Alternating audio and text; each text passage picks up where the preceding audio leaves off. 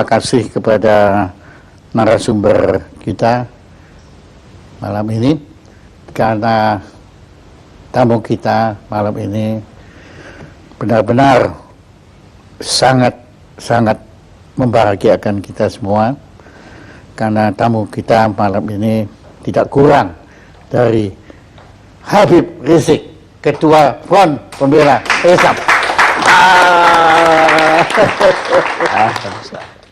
Sebelum kami mengundang Habib itu dan kami cerita kepada teman-teman kami, itu mereka semua terkagum-kagum. Dia bilang, hah, kok berani ngundang Habib Rizik? Enggak, kok berani? Enggak takut? Saya bilang, saya ngaku, sebetulnya takut juga.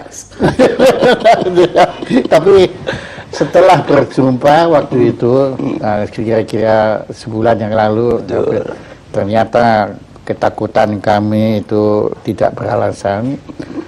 Karena ketakutan kami kepada Front Pembela Islam itu, apalagi ketuanya, itu didasari oleh pemberitaan-pemberitaan media massa. Dan justru kami mohon pencerahan dari Habib. Kenapa kok sampai kita ini begitu ngeri, begitu takut?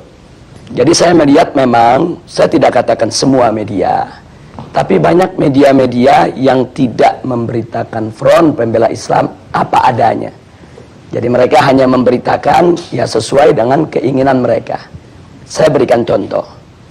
Bagaimana laskar-laskar FPI pada tahun 2004 ketika terjadi tsunami di Aceh, itu ada 1.300 laskar turun ke Aceh, bekerja di sana selama 4 bulan, itu mengevakuasi tidak kurang dari 100.000 mayat. 100.000 mayat. Itu satu pun media tidak ada memberitakan. Nah, kemudian begitu juga bagaimana kerjasama FPI umpamanya dengan Kementerian Sosial di dalam program bedah kampung. Jadi ada satu program bedah kampung yang dilakukan oleh Kementerian Sosial yang FPI diajak untuk bekerja sama. Dan kita buat MOU resmi. Bagaimana perumahan-perumahan perumahan rakyat miskin yang memang tidak layak huni di Jakarta maupun di luar Jakarta, bersama-sama dengan Kementerian Sosial kita turun, kita melakukan bedah kampung. Nah, ini juga kan tidak pernah masuk pemberitaan. Iya, saya nggak pernah tahu. Begitu juga kerjasama FPI dengan Kementerian Agama RI. Bagaimana kami turun di lokasi-lokasi yang banyak dihuni oleh warga Ahmadiyah, untuk kami melakukan pembinaan. Bukan kekerasan. Bukan kekerasan. Saya kasih contoh satu di Tenjo Waringin, perbatasan antara Garut dengan Tasik. Di sana kami melakukan pembinaan dari tahun 2009. Sampai hari ini sudah lebih dari 800 warga Ahmadiyah kembali kepada Islam. Nah, hal-hal semacam ini tidak ada yang dimuat oleh media. Jadi manakala ada suatu kejadian yang kebetulan katakanlah terjadi tindak kekerasan, nah kadang-kadang itu yang di blow up oleh media tanpa memberitakan tentang akar persoalannya.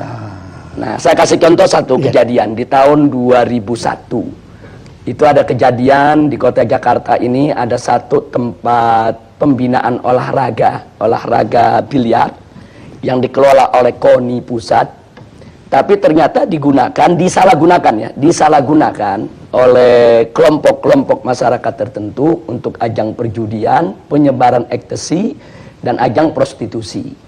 Nah, kita sudah melakukan berbagai macam pendekatan ke KONI, ke Pemda DKI, laporkan ke polisi, sampai 2 tahun itu tidak ada tindakan, sementara masyarakat setempat sudah resah. Nah, ketika terjadi clash antara pengelola daripada kemaksiatan tadi dengan laskar FPI, akhirnya terjadi pengerusakan, dan itu sudah diadili. Laskar FPI yang melakukan pengerusakan pun sudah ditangkap, sudah diadili, sudah dipenjara.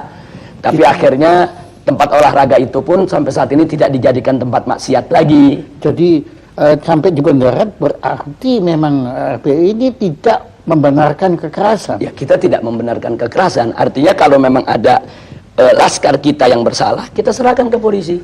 Silakan diproses, silakan diadili, silakan dipenjara. Cuman yang memprihatinkannya Pak Jaya, peristiwa tersebut kan terjadi 2001. Sebetulnya kan sudah clear, sudah masuk pengadilan. Sudah, tapi benar. beberapa stasiun televisi sampai hari ini diulang-ulang terus itu pengurus agar. Jadi seolah-olah yang ada di benak bangsa Indonesia ya itulah KJP setiap hari. Ya. Dari segala pemberitaan yang sepihak itu, ya timbul juga kesan bahwa FPI ini sama sekali tidak punya toleransi beragama. Ya, itu kesannya. Ya.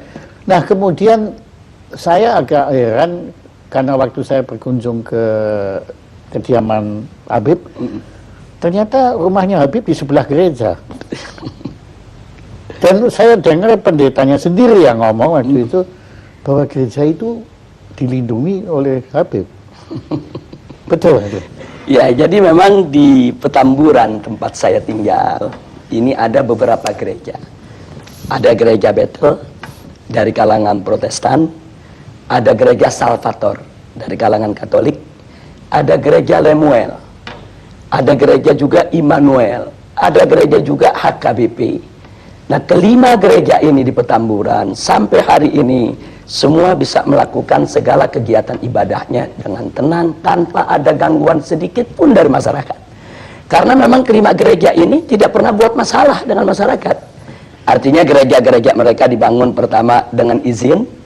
Yang kedua, kegiatan-kegiatan mereka itu murni ibadah, bukan untuk mengganggu daripada ketenangan masyarakat. Sehingga sudah sekian puluh tahun mereka sampai hari ini tidak pernah ada gangguan apapun. Nah, karena itu hubungan saya secara pribadi maupun FPI yang memang markasnya ada di Petamburan dengan para pendeta tadi, hubungan kita cukup baik. Mereka suka datang ke kita, kita suka dialog. Kemudian kalau mereka punya masalah juga mereka sampaikan ke kita, apa yang bisa kita bantu mereka. Bahkan kalau lagi ada datang musim banjir, nah ini kan Petamburan ini kan rawan banjir, itu kita kerjasama. Kalau nggak salah secara pribadi, Habib kan dulu sekolahnya juga sekolah betul Katolik.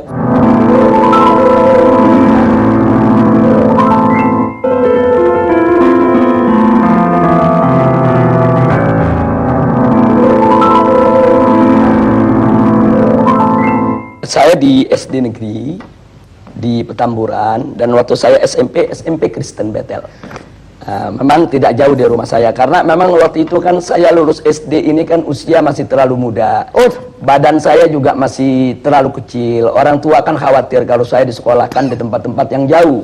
Walaupun ketika itu secara rayon saya mendapatkan SMP negeri 40 Pejompongan.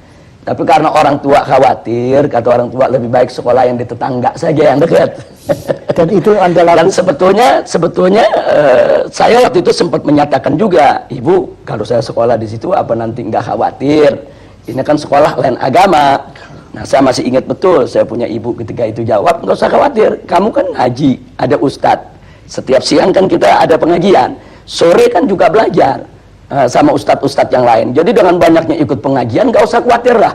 Toh kamu belajar di situ kan belajar pengetahuan-pengetahuan umum. Iya. Saya pikir juga sekolah-sekolah Kristen yang manapun, dimanapun di Indonesia selama ini, kalau tidak ada pemaksaan kepada murid yang beragama lain untuk belajar agama yang tidak dianutnya, kan no problem. Nah, dalam ajaran Islam pun kita punya pilar-pilar toleransi, Pak Jaya. Yang pertama adalah sebagaimana Allah firmankan dalam Al-Quranul Karim, la ikraha fiddin, tidak ada paksaan dalam agama. Artinya setiap seorang muslim itu tidak boleh melakukan pemaksaan dalam bentuk apapun kepada orang lain untuk masuk ke dalam ajaran Islam. Nah, jadi ini ketentuan dakwah dalam Islam. Jadi nggak boleh ada orang dipaksa masuk Islam, dipaksa menjalankan syariat Islam. Itu nggak boleh. Nah, itu yang pertama. Jadi artinya la ikraha fiddin, tidak ada paksaan dalam agama. Ini merupakan pilar toleransi dalam ajaran Islam. Yang kedua, itu tidak boleh ada caci maki terhadap agama lain. Bahkan Allah ingatkan, nanti kalau kau hina mereka, nanti mereka akan menghina Allah. Nah, jadi kalau nggak mau dicubit, jangan nyubit, kan begitu. Nah, jadi ini pilar toleransi dalam ajaran Islam. Nah, terus yang ketiga ada lagi pilar toleransi yang lain, yaitu dalam urusan ibadah, lakum dinukum waliyadin. Kata di dalam Al-Quran ini Allah menyatakan kepada umat Islam untuk menyampaikan kepada orang-orang yang di luar Islam, lakum dinukum waliyadin. Bagi kalian agama kalian, bagi saya agama saya. Jadi agamamu, agamamu, agamaku, agamaku. Betul. Artinya karena itu Pak Jaya, dalam toleransi bagi umat Islam ini memang sudah harga mati. Jadi ya, aduh, ini kesan semua yang kita peroleh bukan seperti itu. Ya, yang ini kan penyesatan opini yang dilakukan oleh sejumlah media. Saya tidak katakan semua media, tapi ada media-media yang punya kepentingan. Yang salah kita sendiri kok kita tersesat itulah. Ya itu dia. Kok ya, karena ya apa yang kita dengar, ya agama yang paling tidak toleran itu adalah agama Islam. Itu yang kita hari ini kita dengar dari Habib, ya bahwa ternyata ada 3 sebetulnya ada 10 pilar toleransi. Toleransi ada 10. Paling tidak ada 3 ini yang utama yang sudah saya utarakan tadi. Dalam ajaran Islam ini kita menerima dengan sepenuh hati konsep pluralitas. Tapi kami menolak konsep pluralisme. Ada beda antara pluralitas dengan pluralisme. Nah, kalau pluralitas itu adalah kebinekaan, keragaman. Karena itu Islam diajarkan dengan pilar-pilar toleransi yang kita sebutkan tadi. Pilar-pilar toleransi itu dalam rangka untuk kita bisa hidup dengan benar, dengan baik, dengan lurus dalam masyarakat yang plural tadi. Nah, ini kita sebut pluralitas. Nah, sedangkan pluralisme ini kan suatu isme, suatu paham yang meyakini bahwa semua agama sama, semua agama benar, semua agama pasti akan masuk surga, semua agama ini ajarannya tidak berbeda. Ini sebetulnya yang kami tolak. Nah, jadi begini, kenapa kami tolak? Bagi kami, biarkan setiap umat beragama meyakini agamanya yang paling benar. Itu hak dia. Dia bebas mengatakan agama saya yang paling benar, agama lain tidak benar. Tapi dia tidak boleh menghina agama lain. Seperti saya seorang muslim. Saya katakan, saya sebagai seorang muslim, saya beriman bahwa agama Islam adalah agama yang paling benar, selain Islam tidak benar. Itu keyakinan saya. Dan saya punya hak untuk itu. Tapi saya tidak punya hak untuk menghina, untuk mencaci maki, untuk mencerca agama di luar Islam. Nah, begitu juga Pak Jaya sebagai seorang Kristiani punya hak untuk mengatakan, saya sebagai seorang Kristiani, saya yakin Kristen yang paling benar, selain Kristen tidak benar. Itu hak Pak Jaya. Saya tidak boleh intervensi mengatakan Pak Jaya mesti ngaku Islam benar juga dong. Nggak boleh. Sebagaimana saya juga nggak boleh diintervensi Habib harus mengakui agama di luar Islam itu benar. Nggak bisa, ini soal keyakinan. Tapi Pak Jaya tidak boleh menghina Islam. Saya tidak boleh menghina Kristen. Kalau menghina aja tidak boleh, apalagi mengganggu, kekerasan, apalagi membunuh, nggak boleh. Tapi apabila FPI ini melakukan kekerasan, itu tidak dibenarkan. Tidak dibenarkan. Jadi di dalam organisasi FPI ini ada prosedur standar. Yang pertama, kita menunggu laporan masuk. Nah, artinya ada laporan dari masyarakat bahwa di wilayah mereka itu katakan ada tempat perjudian, ada tempat pelacuran, harus ada laporan dari masyarakat. Jadi tidak ujuk-ujuk FPI datang tanpa permintaan masyarakat. Ujuk-ujuk. Ini masih ada logat Betawinya ya. Iya, jabat ujuk-ujuk itu bahasa Inggrisnya apa itu, Pak? Jadi kita mesti ada laporan dulu dari masyarakat. Nah, kalau masyarakat melapor, berarti kan di sini ada ketidaknyamanan dari masyarakat terhadap kemaksiatan tadi. Nah, kalau laporan sudah masuk, kami lakukan langkah investigasi. Oh, pakai ide investigasi. Ya, artinya kami periksa dulu laporan masyarakat itu benar atau tidak.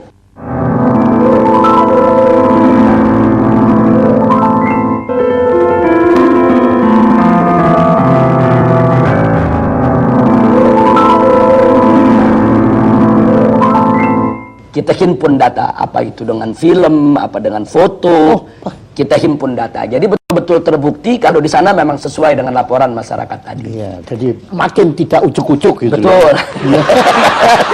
Nah, kemudian setelah itu masih ada langkah ketiga. Setelah data terkumpul, kami lakukan pemetaan wilayah. Oh, Nah, maksudnya pemetaan wilayah begini.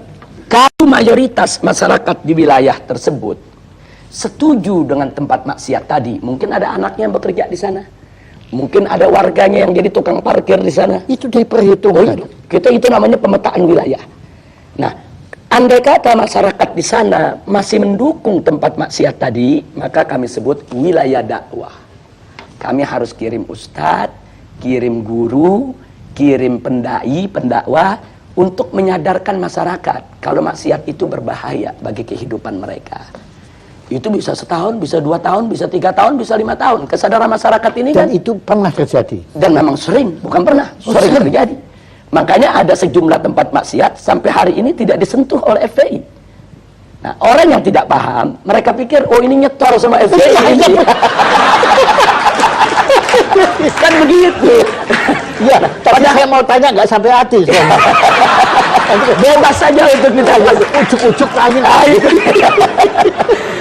Jadi maksudnya kalau tempat tersebut, kalau warganya masih mendukung, kemudian kita melakukan satu aksi fisik lah katakan, itu kan akan jadi konflik horizontal antara FPI dengan masyarakat, Pak Jaya. Dan itu Dan dihindari. itu tidak boleh. Kalau setelah kami investigasi, ternyata masyarakat mayoritas memang nggak suka dengan maksiat tadi.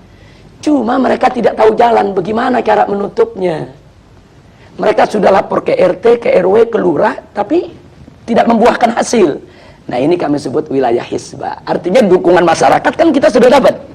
Nah, tinggal bagaimana menuntun masyarakat tadi untuk menutup tempat maksiat tadi. Bagaimana cara kami tuntun? Kami bawa mereka ke tingkat yang lebih tinggi. Kami bawa ke camat, kami bawa ke gubernur, kami bawa ke DPRD untuk dialog. Kami ajak mereka untuk mendemo secara damai, kirim surat, kumpulkan tanda tangan masyarakat yang minta itu ditutup. Nah, manakala aparat sudah turun, tutup. Karena tekanan masyarakat begitu kuat, tugas FPI selesai. Makanya saya pernah dengar Habib bilang kalau tidak ada maksiat, kan bilang Iya. diminta FPI Bubar. membubarkan diri, dibubarkan. Iya. Habib bilang apa waktu Ya, itu? jadi kalau maksiat itu sudah tidak ada di Republik ini, pemerintah menegakkan hukum secara benar, FPI bubar sendiri. Saya kasih contoh. Sekarang yang namanya judi kan ada undang-undang yang melarang. Iya, iya. Yang namanya pelacuran kan ada undang-undang yang melarang. Iya. Yang namanya minuman keras kan juga ada aturannya semuanya. Kalau ini semua ditegakkan oleh pemerintah dengan baik, dengan benar, berarti kan pelacuran tidak ada. Berarti kan perjudian tidak ada. Nah, kalau ini dilakukan dengan benar, FPI kehilangan kerjaan, Pak Jaya.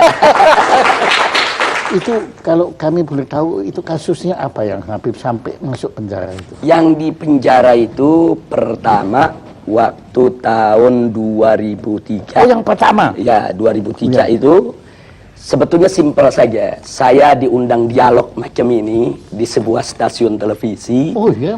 Kita berdebat dengan salah seorang perwira televisi. Nah, kemudian di dalam debat tersebut pihak kepolisian itu mengatakan di Jakarta ini tidak ada tempat judi. Tapi saya mengatakan ada tempat judi, Anda jangan bohong. Saya bawa daftar alamat-alamatnya. Ini loh alamatnya, saya bilang, tempat anu alamat sekian, tempat anu alamat sekian, tempat anu alamat sekian, dan seterusnya.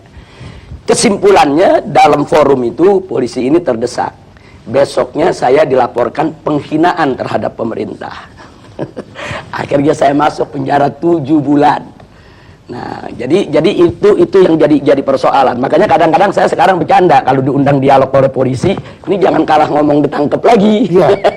Kalau kita dialog kemudian orang kalah ngomong kita dituntut kan repot, Pak Jaya. Iya, untungnya saya bukan polisi ya. Itu tahun 2003. Itu pertama. Ya, tapi kalau waktu tahun 2000. Tapi hikmahnya Anda menulis ini ya, Habib, ya. Betul. Nah, adapun pada tahun 2008 itu terkait dengan peristiwa insiden Monas.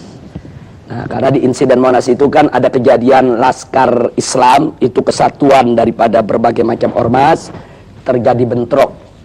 Ya, itu dengan komponen masyarakat yang ingin memperjuangkan untuk membela atau menolak Kepres pembubaran Ahmadiyah. Sebetulnya itu tidak perlu terjadi, cuman karena ada orasi-orasi dari kelompok mereka ini yang yang provokatif dengan mengatakan Laskar Islam ini dengan kata-kata yang nggak bagus lah, Menghina. tidak layak untuk saya ungkapkan di sini. Iya. Akhirnya laskar-laskar terprovokasi nyerang mereka.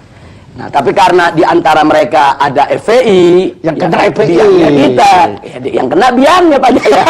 Dan ada yang ujuk-ujuk masuk penjara. Ujuk-ujuk akhirnya masuk penjara.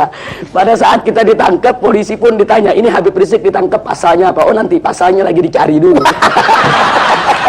Kalau itu pejabat ujuk-ujuk itu. Tapi nggak apa-apa, itu semua ada hikmahnya. Anda terima itu dengan... Oh ya, itu resiko perjuangan, kita terima tanpa dendam, dan saya ambil hikmahnya. Tanpa dendam. Tanpa dendam. Nah, alhamdulillah. Nah, terima kasih Habib. Ya, ini suatu pencerahan, satu pelajaran, pengalaman, masukan informasi bagi kita semua untuk lebih bisa memahami makna perjuangan FPI yang sebenarnya. Ya, dan moga-moga juga siaran talk show yang sederhana ini ya itu bisa didengar juga oleh pemirsa-pemirsa sebanyak mungkin supaya mereka pun atau kami ya, saya beratasnya mereka juga bisa memahami. Dan kita bukan lagi takut, bukan lagi curiga, bukan lagi benci pada FPI, tapi kita mungkin bisa bersama-sama FPI untuk memerangi maksiat di angkara murka di negara kita tercinta. Terima kasih. Saya juga ucapkan terima kasih, baik atas nama pribadi maupun atas nama FPI kepada Pak Jaya maupun forum talk show-nya ini. Yang luar biasa, kita juga di luar dugaan bisa diundang, bisa diberi kesempatan bicara dengan leluasa, dengan bebas. Dan di sini juga saya ingin menyatakan sebelum kita berpisah, FPI ini kan bukan malaikat. FPI ini kan juga tidak boleh mengklaim kalau dirinya suci. Wow. Di dalam FPI kan juga ada oknum-oknum yang tidak baik juga. Nah, karena itu saya juga minta bantuan masyarakat. Manakala masyarakat mendapatkan ada oknum-oknum FPI yang tidak bagus akhlaknya, tidak bagus moralnya, dan memang melakukan hal-hal yang tidak patut di wilayahnya, tolong laporkan kepada kami. Kami akan ambil tindakan tegas, bahkan kalau ada cabang-cabang FPI yang coba-coba melakukan suatu kegiatan melanggar daripada prosedur yang saya sebutkan tadi, kita tidak segan-segan, cabang itu kita bekukan dan kita bubarkan. Nah, jadi kita tidak mengklaim kalau FPI ini tidak punya salah, tidak. Saya pun sebagai pimpinannya mungkin terkadang juga bahkan sering juga melakukan kesalahan. Apa itu kesalahan dalam mengambil keputusan, kesalahan di dalam berucap, kesalahan dalam bertindak. Nah, karena itu mari kita saling menasehati, saling memperingati, saling memperbaiki satu sama lainnya. Sekali lagi terima kasih buat Pak Jaya dan semuanya. Terima kasih banyak. Alhamdulillah.